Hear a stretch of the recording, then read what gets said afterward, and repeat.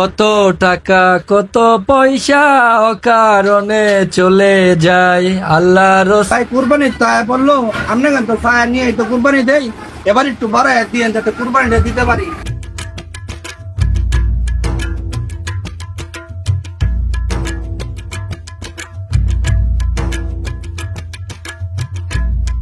কত টাকা কত পয়সা অকারণে চলে যায়। মাগো প্রত্যেক বছর তো কুরবানি দেই, এবার একটু টাকা টোকা বাড়ায় দিও, কুরবানি দিতে পারি। দেশের যে পরিস্থিতি, আমরা এই কোরবানি দিতে পারি কিনা সন্দেহ। যান এখান থেকে। ভাই আছেন কেউ দোকানে? কি হয়েছে ভাই, ডাক্তারছেন কে?